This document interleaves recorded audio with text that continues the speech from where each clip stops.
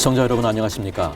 CBS 특집 토론 한국의 신학교육을 진단한다 2부 시간입니다. 지난 1부에서 우리는 한국 신학교육의 역사와 장단점 등을 짚어봤는데요. 오늘 2부에서는 한국의 신학교육이 나아가야 할 방향을 짚어보도록 하겠습니다. 2부 시작은 장동민 교수님이 열어주시면 좋을 것 같습니다. 최근 보면 한국 교회 안에 신학은 학문이 아니라고 하는 말이 공공연하게 회자되고 있는데요. 이 말이 자칫 잘못하면 신학의 학문적인 부분을 아예 무시해도 된다는 말처럼 들리기도 하는데 이 말의 본뜻을 한번 설명해 주시면 좋을 것 같습니다. 신학은 학문이 아니다. 무슨 뜻일까요? 아마 이렇게 생각하면 좋을 것 같아요. 그 신학과 다른 학문을 서로 한번 비교해 보면 좋겠습니다. 생물학 혹은 사회학 이렇게 말할 때 생물 현상 혹은 사회 현상을 공부하는 거죠. 그러니까 생명 현상 혹은 사회 현상이 학문의 이름에 학문의 대상이 학문의 있군요. 대상이 들어가 있는 겁니다. 영어로도 그렇죠. 바이올로지 그러면 바이오가 로고스의 대상인 셈이죠. 근데 이제 신학이란 말도 티올로지 이것은 테오스라고 하는 신 그다음에 로고스 합성어 아닙니까? 그러니까 그런 학문의 정의에 따르면 신이 학문의 대상이 되는 거죠. 그러니까 좀 이상하잖아요. 그렇죠. 왜냐하면 다른 일반 학문은 이해가 되는데. 신은 인간을 만들고 인간을 통제하고 지배하는 분인데 내가 내 이성을 가지고 하나님을 판단하고 하나님을 관찰하고 검증하고 법칙을 세우고 이렇게 한다는 거 이것은 좀 이상하지 않습니까?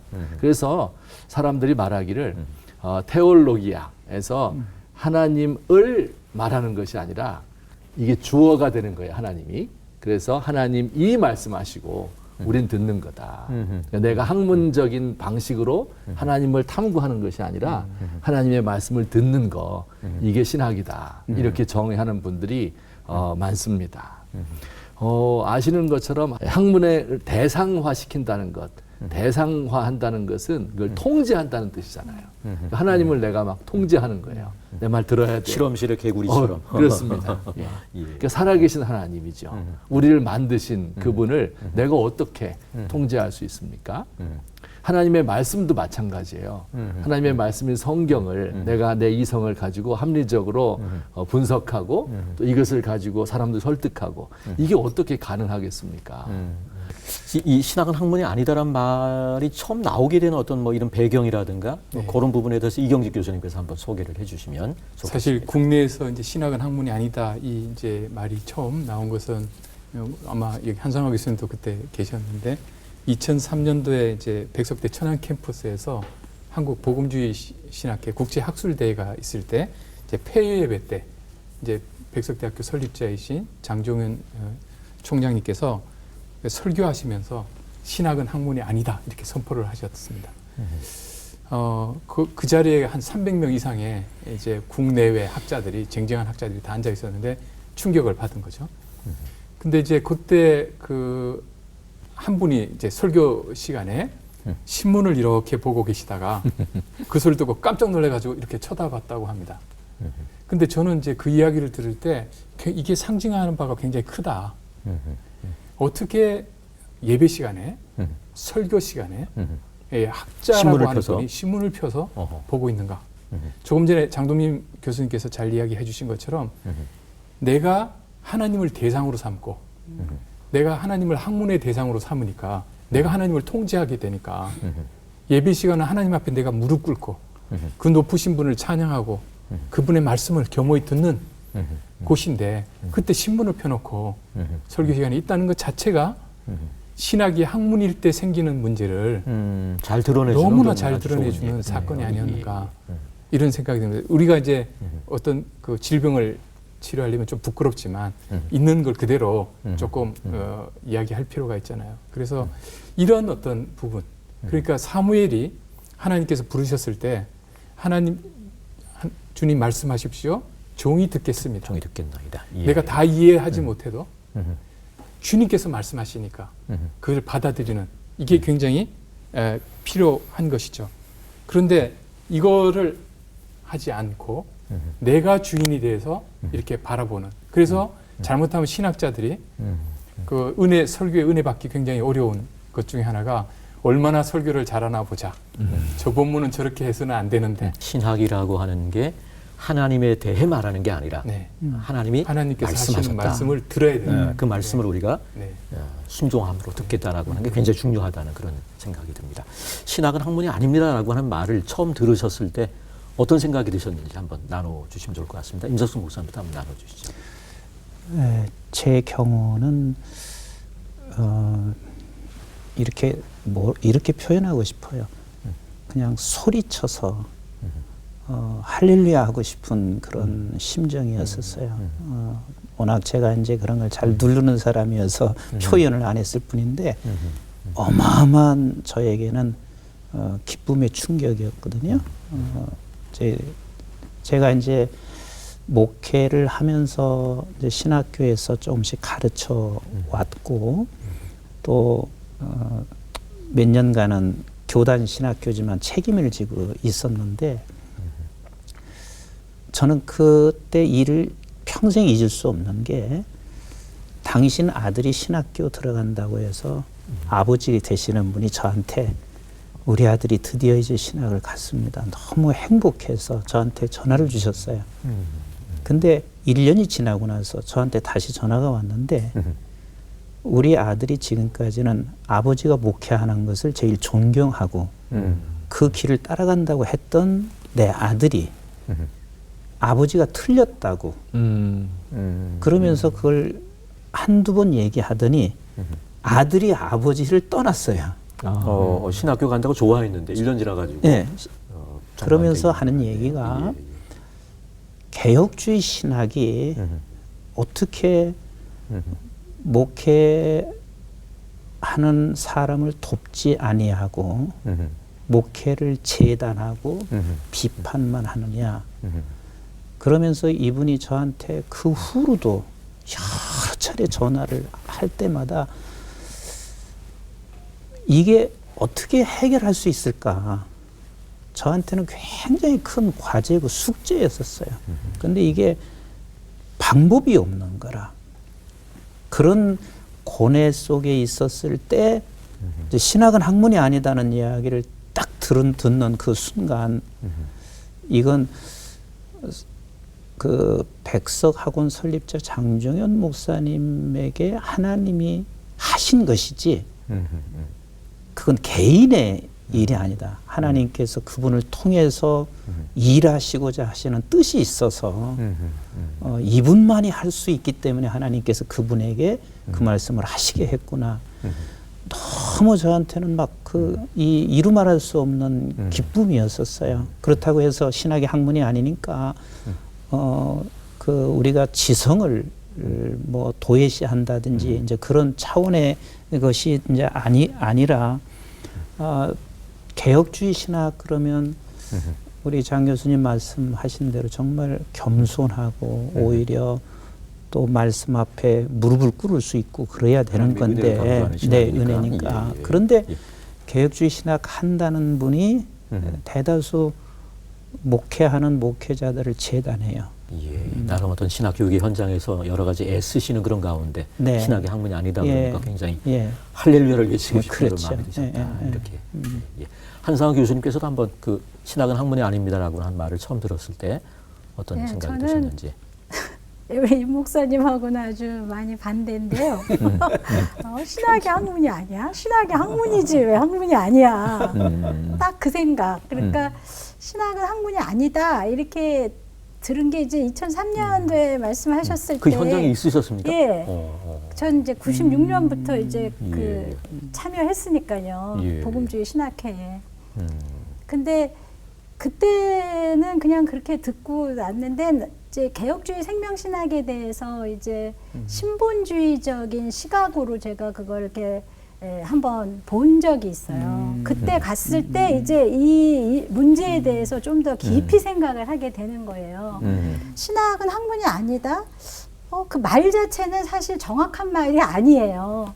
신학은 학문만이 아니다라든지 신학은 단순히 학문이 아니다라든지 뭐 이렇게 얘기를 하면 정확한 말인데 그렇게 말하면 뭐 아무 흥미가 없어요. 너무 지극히 당연한 얘기니까. 노말한 그냥 얘기군요. 네, 근데 예. 신학은 학문이 아니다라는 이런 말은 강한 단어법적인 이런 수사학적인 어떤 수사학적인 효과가 있어요. 그래서 어허. 뭐지 이게 맞나? 이게 왜 그러지? 이렇게 생각하게 만드는 그런 효과가 있어요. 그래서 신학은 학문이 아니다라고 이야기한 것에 대해서 지금은 조금 더 그 책도 또 제가 봤어요. 장종현 총장님이 지으신 책도 지금은 조금 더 깊이 있는 그런 이해를 갖게 되면서 신학의 그 하나님을 경외하는 지식으로서의 경건으로서의 신학을 좀 더 강조하고 싶은 그 열망이 담겨 있는 수사학적 표현이구나. 그리고 지금은 한 걸음 더 나아가서 그 다음이 더 중요한 것 같아요. 신학은 학문이 아니다. 예수님의 생명의 복음이다. 여기까지인 것 같아요. 그래서 그 포커스가 신학은 생명의 복음을 전달하기 위한 수단이요, 도구다. 예, 그러면 저희들이 이야기를 할 수 있는 내용이 이런 내용인 것 같아요. 이제 신학이 학문이 아니다라고 했는데 나름 또 이제 학문인 게 인정을 하는 쪽인데 그러면 이 학문으로서 신학이 갖는 뭐 가치 같은 것들에 대해서 한번 쭉 얘기를 나누면 좋을 것 같습니다. 임석순 목사님부터 한번 나눠주시면 좋을 것 같습니다. 이제 보통 이제 이렇게들 많이 생각할 거예요. 신학을 하면서 영성과 지성이 같이 겸비돼서 균형을 좀 이루었으면 좋겠다는 생각을 이제 갖게 되는데 저도 개인적으로 영성과 지성이 같이 가는 신학이 됐으면 좋겠다. 그러기 위해서는 저는 반드시 이 세 가지가 신학 대학원 안에 있지 않으면은 영성과 지성이 같이 균형을 갖고 같이 가기는 어렵다.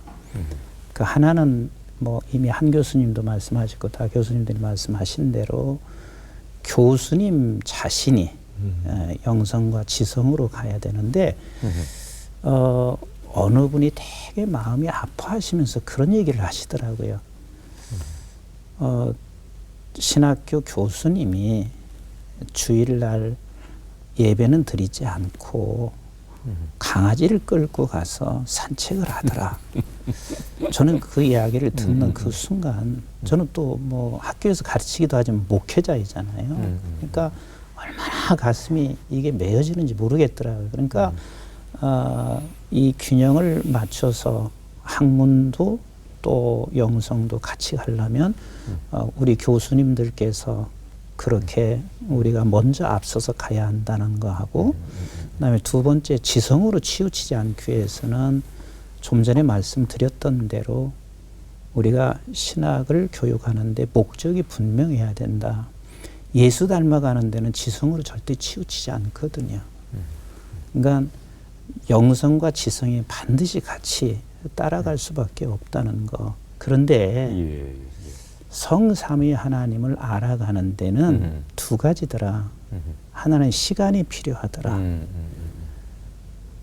그냥 우리가 너무 신학교에서 필요 이상의 지식을 가지려고 한다는 그 자체가 그것조차도 욕심이더라.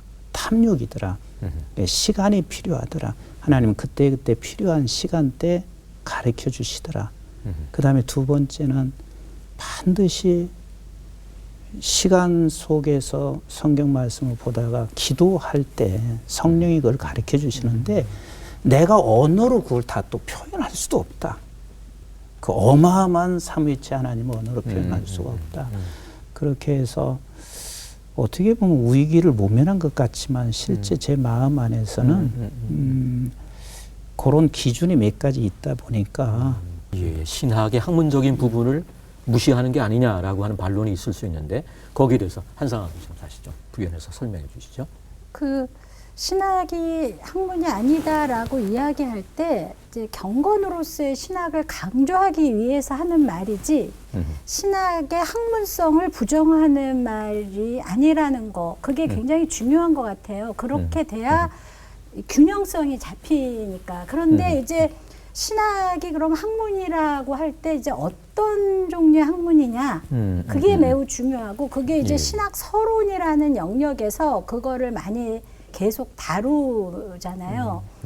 그 신학 서론에서 이제 신학의 학문성을 다룰 때 신학은 아까 우리 장동민 교수님 말씀하셨다시피 테오리아 하나님에 대해서 관측자로서 중립적인 입장에서 다루는 그런 종류의 학문이 아니라는 거예요. 신학은 그게 불가능한 게 관찰하고 실험하고 거기에 대한 확증이 이루었을 때 하나의 티오리로 이론으로 정립하게 되는 이런 종류의 경험과학, 실증과학들은 그렇게 하는 종류의 학문성을 갖잖아요. 신학은 그런 종류의 학문성을 갖지 않는다는 의미고 그러면 인문과학, 정신과학이 있어요. 정신과학, 인문과학의 학문성은 이제 해석을 통해서 역사적인 그런 사실들에 대한 해석을 통해서 인간 이해에 대한 어떤 이해와 해석을 통해서 또 이렇게 접근하는 방식인데 신학은 또 그렇게 접근할 수 없는 그 한계를 넘어서 조금 전에 삼위일체 하나님에 대해서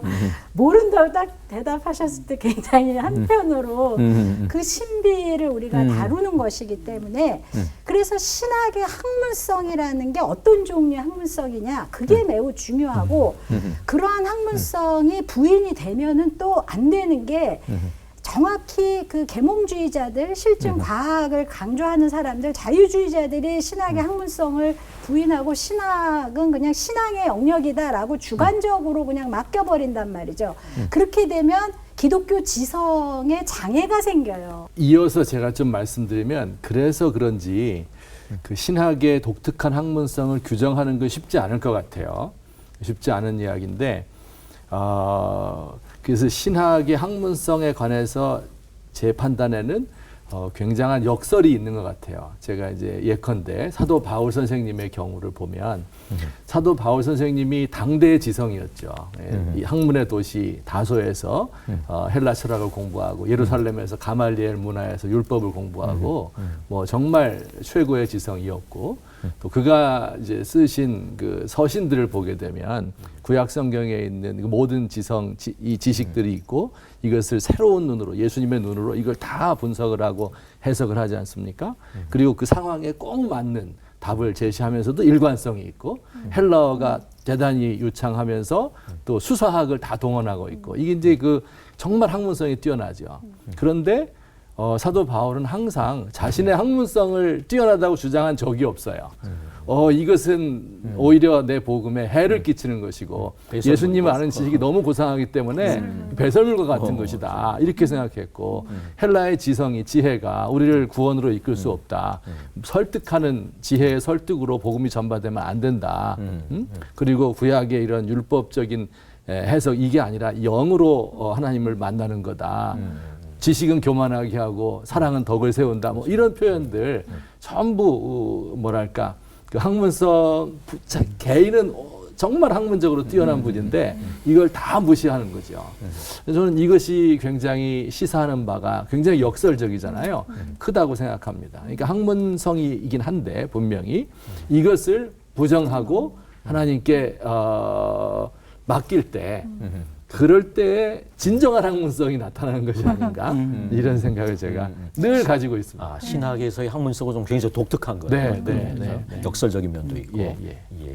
이경직 교수님께서. 그 이제 어떻게 보면 이제 그 학문으로서의 성격은 이제 아까 말씀하신 도구의 역할을 하겠죠. 제가 이제 말씀하시는 거 들으면서 이제 중고등학교 시절에 국어 시간이 생각이 났는데요. 국어에 많은 시를 배웠는데 시를 느껴본 적은 없고요. 시에 관해서 밑줄 치고 그다음에 어떻게 느끼냐고 어떻게 사지선다형으로 나옵니까? 그런데 이렇게 느껴야만 한다고 답을 썼던 기억이 납니다. 정답이 정해져 있는 거죠. 그러니까 시, 뭐 문학 이런 것에서는 그걸 자기 본인이 느끼고 자기 걸로 하고 이렇게 해야 되는데 그 본질은 다 빠져버리고 거기에 관해서 하는 수없는 참고서를 보고 끊임없이 문제를 풀고 있는 것. 이것이 신학을 잘못하면 학문으로만 할 때 생겨요. 본질과 목적과 수단을 그러니까 아까 독특한 학문성이라고 하셨는데 그 사실은 그 장모 학문성이라는 용어로 자꾸 이제 규정해서 들어가려고 하는데 사실은 어떻게 보면 신비 우리가 모르는 부분이 있다. 하나님이 다 말씀해 주시는 건 아니다. 그러니까 아는 만큼만 내가 순종하고 이해하고 쫓아가는 것이 중요하지 않은가. 그래서 저는 신학을 하면서 배우면서 제가 이제 하나의 원칙으로 갖고 있는 거는 때로는 말씀이 다 이해되지 않아도 일단 순종해 본다. 순종하고 날 때 아하 이게 진리구나. 이래서 이런 말씀하시구나 하고 깨달아지는 것. 우리가 길을 걸어갈 때 산무릉이 돌아서 뒤는 어떤지 모르지만 거기까지 걸어가 봐야지 그 다음 풍경이 펼쳐지는 것처럼 하나님과의 관계에서 하나님을 아는 신학이라는 지식이 학문성은 이미 내가 다 파악하는 거거든요. 안다라고 할 때 지식이라는 게 이제 헬라어로 에이도라고 하는데 완료형이잖아요. 뭐든지 그리스 사람들은 완성이 된 후에 그걸 파악하는 것을 지식이라고 그러는데 히브리적 사고는 그렇지 않잖아요. 말씀을 듣고 계속 따라가는 거잖아요. 그러니까 항상 미완료인 거죠. 그런데 우리는 신학을 학문으로 할 때는 이게 체계화하고 완성을 해놔야지만 그래서 내가 뭐 삼일체에 대해서 하면 내가 속 시원하게 다 풀어주겠다. 근데 아까 임석순 목사님께서 말씀하신 게 모른다. 전혀 모르는 건 아니거든요. 하지만 완벽하게 다 아는 건 아니다. 그래서 고린도전서에 말씀하신 거 지금은 코로 보는 것처럼 희미하지만 그때는 얼굴을 마주대하여 보듯이 분명하게 주님을 알게 된 날이 있을 것이다.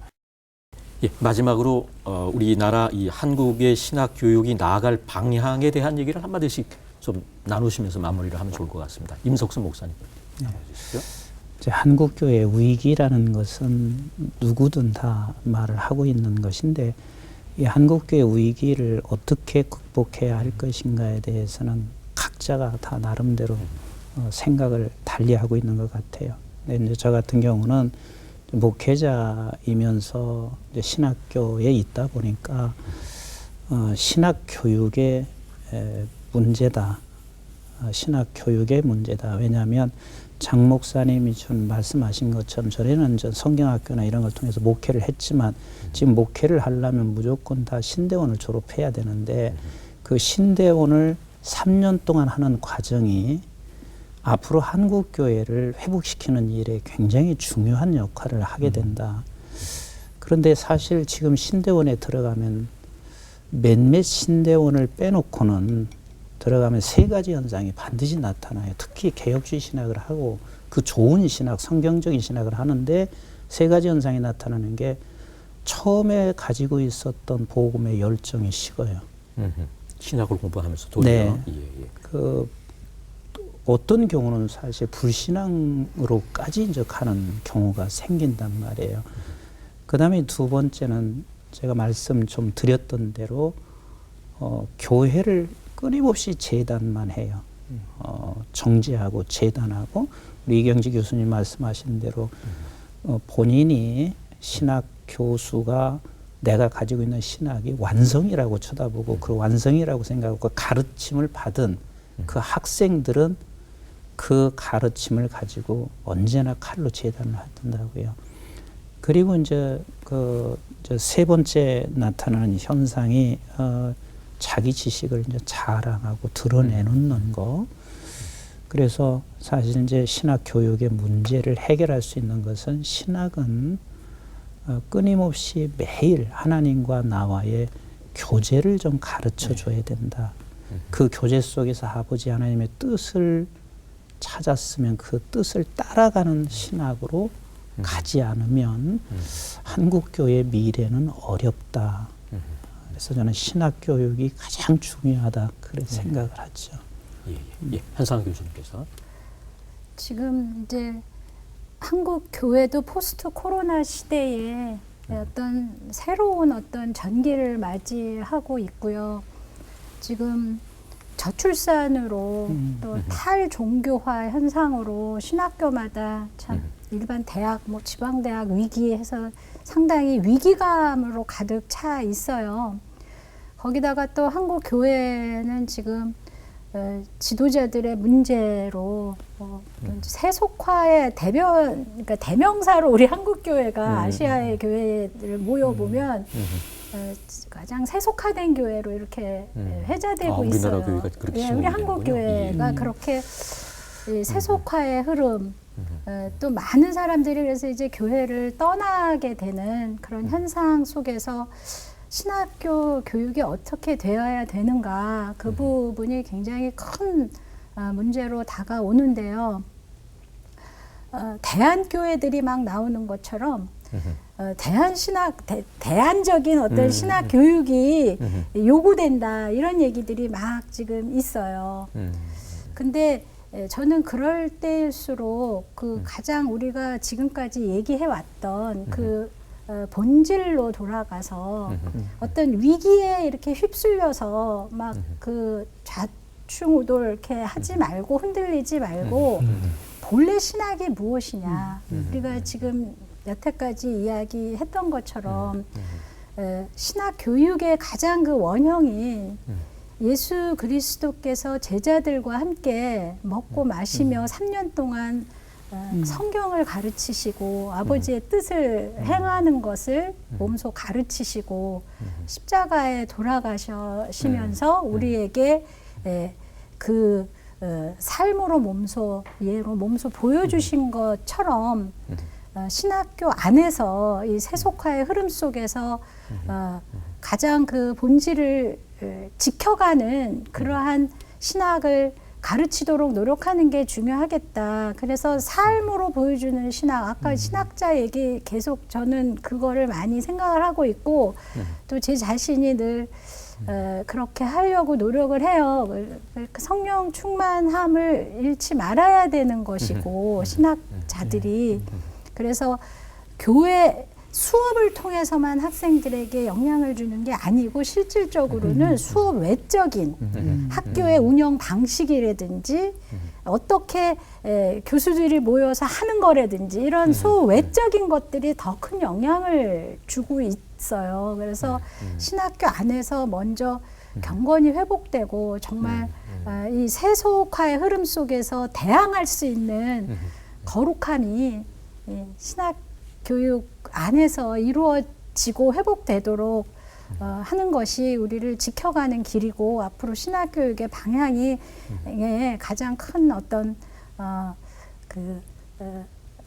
방향이 아닐까 저는 이제 그렇게 생각을 합니다. 예. 우리나라 신학교육에 나갈 방향에 대해서 예, 장 저도 교수님, 뭐 예. 대부분 그대로 동의를 하고요. 제가 이제 역사 신학을 했으니만큼 먼저 이제 우리의 과거를 돌아보는 거죠. 뭐가 잘못된다, 어디서부터 잘못된 건가 돌이켜 보면서 그런 과정에서 우리 신학자들이 이것은 목회자들이 잘못 가서 그런 거야. 한국교회 지도자가 세속화돼서 이래. 이렇게 마치 한국교회를 제3자 강 건너 불구경하듯이 본인도 이렇게 일본인데? 이야기하면 안 된다. 나도 이 위기의 원인 제공자의 중심에 서 있는 사람이다. 그래서 먼저 하나님 앞에 크게 회개하고 무릎 꿇고 또 성령께 도우심을 구하고 답을 구할 수 있는 우리가 됐으면 좋겠다. 예. 이경직 교수님. 앞에서 다 말씀하신 것 같아요. 다시 그러니까 아까 한성환 교수님 말씀하신 것처럼 다시 본질로 기본으로 돌아와야 되는데 저는 말씀과 기도에 전념하는 사도행전 교회의 모습을 회복하는 거 아닌가. 그래서 그 말씀 제가 좋아하는 말씀 중에 요한복음 14장 21절이 있는데 나의 계명을 가지고 지키는 자라야 나를 사랑하는 자니 나를 사랑하는 자는 내 아버지께 사랑을 받을 것이요 나도 그를 사랑하여 그에게 나를 나타내리라 이런 말씀인데요. 말씀을 순종을 해야 되죠. 말씀을 그냥 내가 정보로 듣고 그냥 지식을 자랑하는 것이 아니라 순종하는 것이 바로 예수님을 사랑하는 일이고 하나님을 사랑하는 일인데 여기 보면 그런 사람에게 예수님이 자신을 나타내신다고 그러셨어요. 그 예수님이 자신을 나타내는 건 우리가 예수님을 알고 교제하는 거니까 이게 신학 아니겠어요? 근데 신학을 할 때 우리는 항상 이론으로 지식으로 먼저 알고 나서 내가 3년간 다 MDB 들어와서 알고 나서 그때 하산해서 그때부터 실천한다. 이렇게 생각하는데 그냥 배울 말씀이 들을 때마다 순종해서 사랑을 할 때 사랑의 하나님, 사랑의 예수님을 알게 되는 거. 이게 참다운 신학이 아닌가. 그러니까 말씀을 우리가 회복해야 된다고 할 때 말씀에 관해서 많이 아는 것도 중요하지만 말씀에 순종하는 법을 배우는 것. 그래서 예수님을 정말 참으로 알아가는 거. 아까 예수님 닮기 이런 이야기를 했는데 그걸 하는 거. 그런데 이게 사실은 안 되잖아요. 그러니까 성령께서 오셔서 우리의 마음을 움직여 주시고 말씀에 순종할 수 있는 마음을 우리에게 주셔야지 우리는 악한 존재여서 걸핏하면 또 들고 일어나는 경향이 있거든요. 에베소서 1장 17절에 우리 주 예수 그리스도의 하나님 영광의 아버지께서 지혜와 계시의 영을 너에게 주사 하나님을 알게 하시고 지혜와 계시의 영이신 성령께서 우리에게 선물로 주어졌을 때 기도의 결과로 우리가 하나님을 알게 된다는 거예요. 교제하고 참다운 신학이 이루어지는 거 아닌가. 참다운 신학 교육은 결국 그래서 말씀에 대한 순종, 말씀에 대한 순종을 가능케 하는 성령의 도우심을 구하는 기도가 아니겠는가 이렇게 생각을 합니다. 예. 하나님을 아는 지식으로서의 경건으로서 신학이 회복이 되고 하나님의 말씀에 성경의 권위가 회복이 되는 그런 신학 교육이 되면 좋겠다. 이런 말씀으로 이해를 하면 좋으리라고 생각합니다. 오늘 우리는 한국의 신학 교육을 진단해 보았습니다. 신학은 학문이 아니라는 말은 신학이 성경의 진리를 드러내주는 도구가 되어야 하는데 그러지 못한 현실에 대한 지적이라고 할 수 있습니다. 학문으로 흘러 정작 중요한 그리스도의 생명의 복음은 뒷전에 두다 보니까 한국교회 전체가 어려워진 것은 아닌가 하는 그런 반성을 해보게 됩니다. 신학자와 목회자 그리고 신학을 공부하는 신학생들까지 자신들이 부름받은 소명에 대한 정직한 응답이 필요한 시대라고 할 수 있습니다. CBS는 지난 2주에 걸쳐 한국의 신학교육을 진단하고 나아가야 할 방향을 짚어봤는데요. 이번 토론을 거울 삼아 한국의 신학교육이 제대로 회복될 수 있기를 기대해 봅니다. 특집 CBS 토론 한국의 신학교육을 진단한다. 여기서 마치겠습니다. 시청해 주신 여러분 고맙습니다.